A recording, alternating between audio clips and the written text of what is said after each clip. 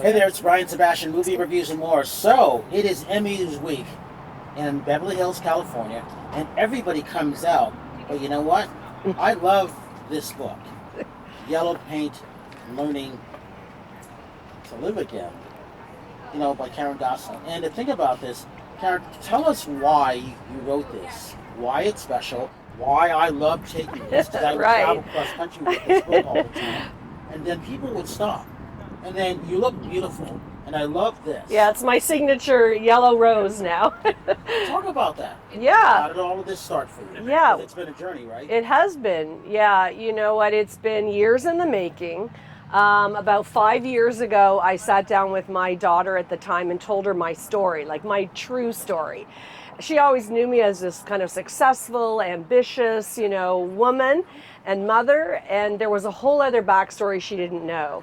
And it just seemed like the right time to tell her where I had actually come from and some of the things I had to overcome or chose to overcome to get to the life that she always knew me to be living. And at that point, after I shared the story with her, she looked right at me and said, "Mom, you need to write a book." And I was already kind of thinking about it, and then that just crystallized it for me. And so I sat down and started writing. And if I had one goal in mind, it was this idea that if I could do it, if I could hit rock bottom and rebuild a life to a dream life, not just survive, but actually really thriving and living a dream life, I knew others could do it. It was already part of the work I was doing as a therapist. I opened my practice in 1998, and I just refined the practice and the methods I was using over time.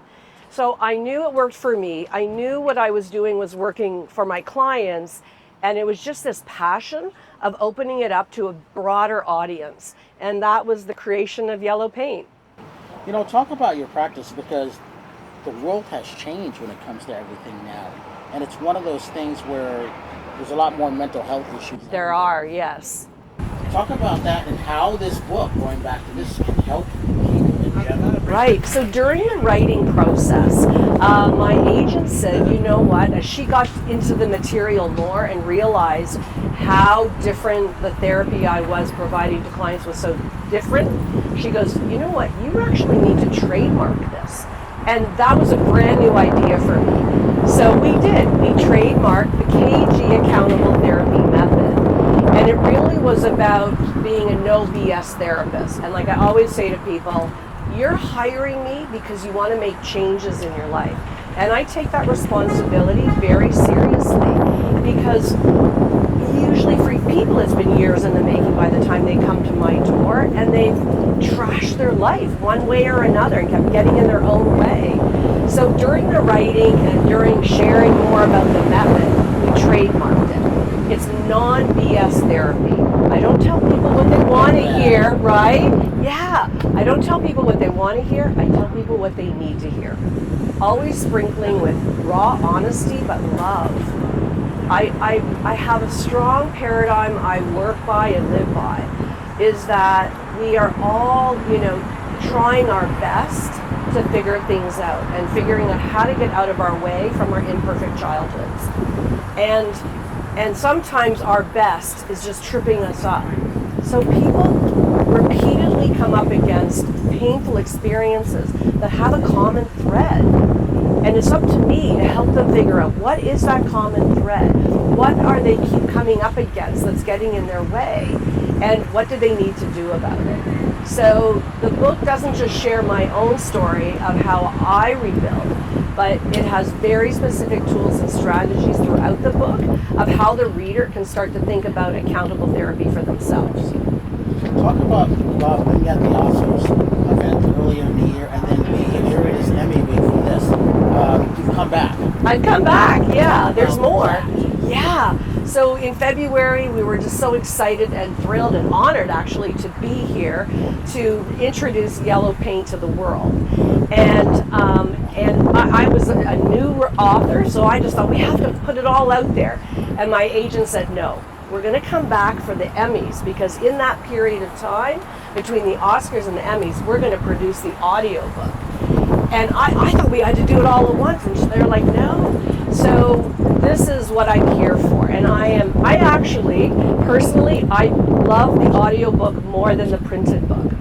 I knew from the very beginning that I wanted to tell the story.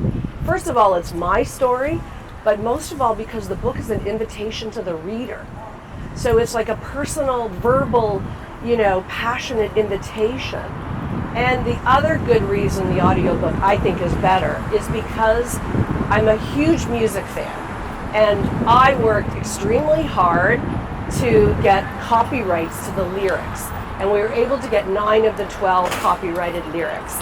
And so each chapter is not only a separate story. By the way, that's not easy to get. That's not easy. Now, people told me, don't even try. And I'm like, watch me.